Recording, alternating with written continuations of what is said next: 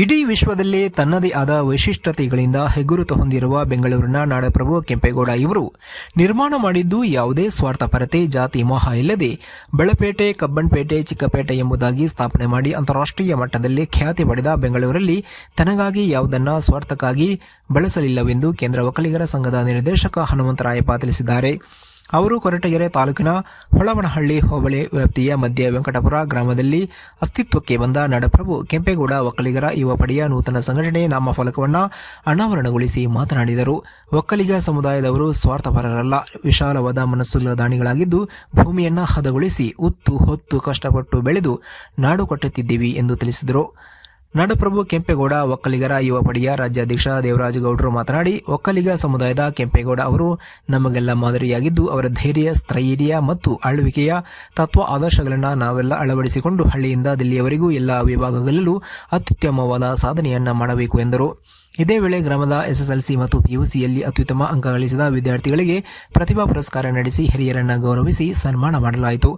ಇದೇ ವೇಳೆ ನಾಡಪ್ರಭು ಕೆಂಪೇಗೌಡ ಒಕ್ಕಲಿಗರ ಯುವ ಪಡೆಯ ಪ್ರಧಾನ ಕಾರ್ಯದರ್ಶಿ ಡಿ ಮಂಜುನಾಥ್, ರಾಜ್ಯ ಮಹಿಳಾ ಅಧ್ಯಕ್ಷೆ ಲೀಲಾವತಿ, ಮಹಿಳಾ ಘಟಕದ ಲಕ್ಷ್ಮಮ್ಮ, ರಾಜೇಶ್ವರಿ, ರಾಜ್ಯ ಉಪಾಧ್ಯಕ್ಷರಾದ ನರಸಿಂಹಮೂರ್ತಿ, ಗಂಗನರಸಿಂಹಯ್ಯ, ವಿಷ್ಣು ಸೇನಾ ಅಧ್ಯಕ್ಷರಾದ ಶ್ರೀ ಜಗದೀಶ್, ನಂದೀಶ್, ನಾಗಭೂಷಣ್, ಸೋಮಶೇಖರ್, ನಂಜಮ್ಮ, ಭದ್ರೇಶ್ ಸೇರಿದಂತೆ ಮಧ್ಯ ವೆಂಕಟಾಪುರ ಗ್ರಾಮದ ಯುವಕರಾದ ರಾಕೇಶ್, ರಘುನಂದನ್, ರಮೇಶ್, ಗ್ರಾಮದ ಅಧ್ಯಕ್ಷ ರಂಗಮುತ್ತಯ್ಯ, ಮಂಜುನಾಥ್, ವೀರಕ್ಯಾತಯ್ಯ ಹಾಗೂ ಊರಿನ ಗ್ರಾಮಸ್ಥರು ಹಾಜರಿದ್ದರು.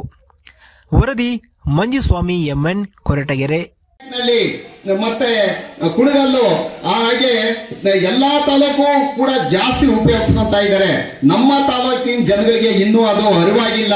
ನೀವು ಆಸ್ಪತ್ರೆಗೆ ಬಂದ್ರೆ 25% ಇದೆ, ಓದೋದಕ್ಕೆ ಬಂದ್ರೆ ಅದಕ್ಕೂ ಕೂಡ ಒಂದು ಬೇರೆಯವ್ರಿಗೆ 10 ರೂಪಾಯಿ ಕೊಟ್ರೆ ನಮ್ಮವ್ರಿಗೆ 5 ರೂಪಾಯಿನಲ್ಲಿ ನಾವು ಶಿಕ್ಷಣ ಕೊಡ್ತಾ ಇದ್ದೀವಿ. ಮತ್ತೆ ಹಾಸ್ಟೆಲ್ಗೂ ಕೂಡ ಡಿಸ್ಕೌಂಟ್ ಕೊಟ್ಟು ನಾವು ಅಲ್ಲಿ ಓದಿಸ್ತಾ ಇದ್ದೀವಿ. ಪ್ರತಿಯೊಂದು ಅನುಕೂಲ ಇದೆ. ತುಮಕೂರಿನಲ್ಲೂ 2 ಹಾಸ್ಟೆಲ್ ಇದೆ, ಹೆಣ್ಮಕ್ಳಿಗೆ ಗಂಡ್ಮಕ್ಳಿಗೆ. ಎಲ್ಲಾ ರೀತಿಯಿಂದ ಕೂಡ ಅನುಕೂಲ ಮಾಡ್ಕೊಡ್ತೀವಿ.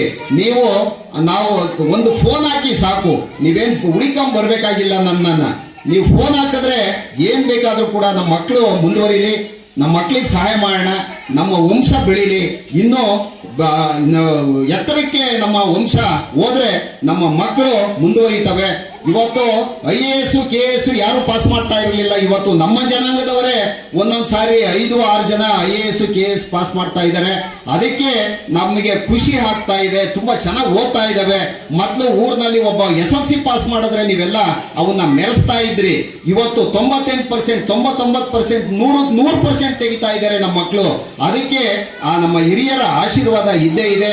ಅದಕ್ಕೆಲ್ಲನೂ ಕೂಡ ನೀವು ಪ್ರೋತ್ಸಾಹ ಕೊಡ್ತೀರಾ ಅಂತ ಹೇಳಿ ತಿಳಿದು ನಿಮ್ಮೆಲ್ಲರಿಗೂ ಈ ಒಂದು ಒಳ್ಳೆ ಕಾರ್ಯಕ್ರಮ ಮಾಡಿದಿರಾ. ನಿಮ್ಮೆಲ್ಲರಿಗೂ ಕೂಡ ಅನಂತ ನಮಸ್ಕಾರಗಳನ್ನ ಹೇಳ್ತೇನೆ.